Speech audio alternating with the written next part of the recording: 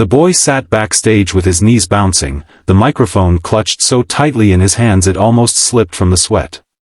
He could hear the muffled roar of the crowd beyond the curtain, thousands of voices mixing into one overwhelming sound. His stomach twisted. For a moment, he wanted to run, to disappear into the shadows and pretend this had never been his dream. But then a gentle nudge came from the friend beside him, the one who believed in him long before he believed in himself. "Remember," his friend whispered with a quiet smile, "we're not here to win. We're here to be heard." Those words sank deeper than any pep talk. The boy's mind flashed back to all the times he had been mocked, pushed aside, called names that clung to him like chains. Music had been his only refuge, a way to let the world know what he couldn't say out loud. Now he was about to sing those truths, not in the safety of his bedroom but in front of strangers who could either cheer or laugh. He swallowed hard, his heart racing, and forced himself to stand. When the stagehand waved, he stepped into the glare of the lights.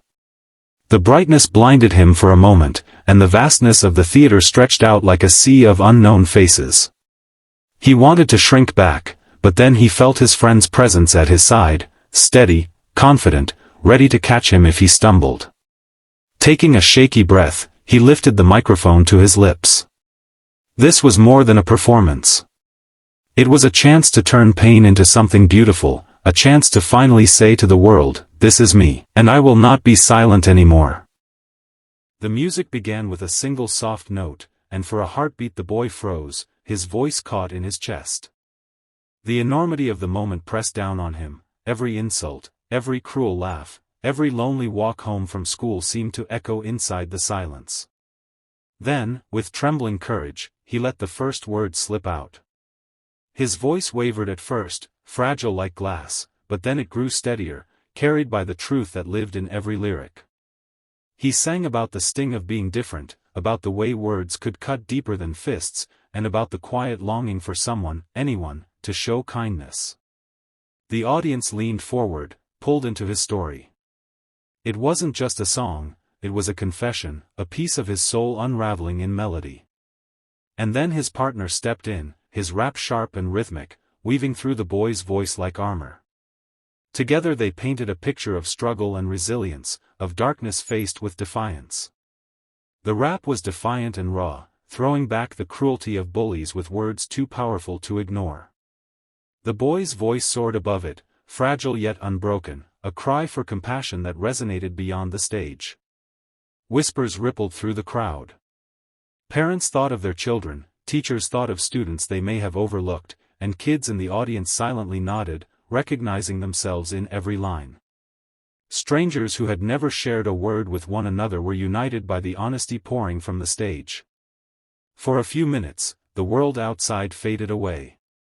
There was only the song, the courage behind it, and the unspoken understanding that everyone carries battles no one else can see. By the time the chorus swelled again, the theater wasn't just listening, it was feeling every word. When the last note faded into the air, the theater fell into an unexpected silence. For a moment, the boy thought he had failed. His hand loosened on the microphone, and his eyes dropped to the floor.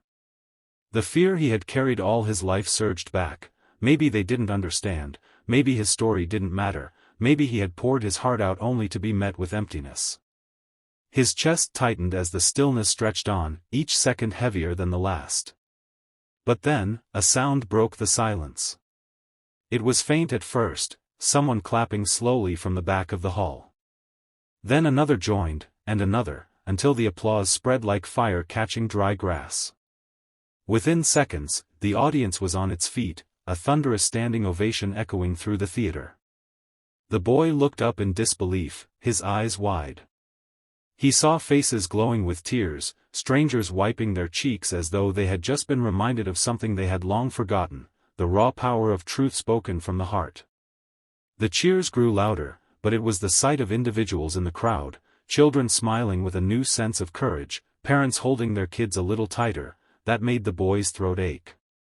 He realized this moment wasn't about perfection or flawless notes. It was about connection. Somehow, through the cracks in his voice and the scars in his story, he had touched people in a way no insult or cruelty could ever erase. His friend nudged him, grinning with pride, and together they stood a little taller. The fear was still there, but it was no longer stronger than the hope. In that moment, the boy understood, the silence hadn't been rejection. It had been reverence. Simon Cowell leaned forward, his expression unreadable. The boy's heart hammered in his chest, unsure whether the silence would end in harsh criticism or a kind word. The applause still thundered, but in his ears it faded into a blur as he focused on Simon's face. For years, Simon had been the judge who rarely showed mercy, the one who spoke blunt truths without hesitation. The boy braced himself for disappointment. Then it happened. Without a word, Simon slammed his hand down on the golden buzzer. The sound rang out like a declaration, and in an instant, golden confetti burst from above, cascading over the stage in a shimmering rain. The boy's eyes widened in disbelief, his mouth falling open as though he couldn't quite trust what was happening. His friend let out a shout of joy and pulled him into a hug, both of them laughing and crying at the same time. The audience roared even louder, their cheers blending with the rush of music that played overhead. But all the boy could see were those golden pieces of paper fluttering down, sticking to his hair, his clothes, his hands. He reached out to catch one, holding it tightly as if it were proof that this moment was real. It wasn't just about advancing in the competition. It wasn't even about the recognition of talent. It was about something deeper. Someone who had built a career on being brutally honest had looked at him and said, in the most powerful way possible, "You matter. Your voice matters. Your story matters." For the boy who had once felt invisible, it was like stepping into the sunlight for the very first time. Under the golden shower, he finally felt seen. The applause eventually faded, the confetti was swept away, and the stage lights dimmed. But the story didn't end there, it was only the beginning. Clips of the performance traveled across the world, reaching living rooms and school hallways, phones and laptops, hearts and minds. Children who had once cried silently in their bedrooms watched and whispered, "If he can stand up there, maybe I can too." Parents saw it and hugged their kids tighter, promising to listen a little more closely. Teachers replayed it and thought of the quiet students in the back of their classrooms who might be carrying unspoken battles.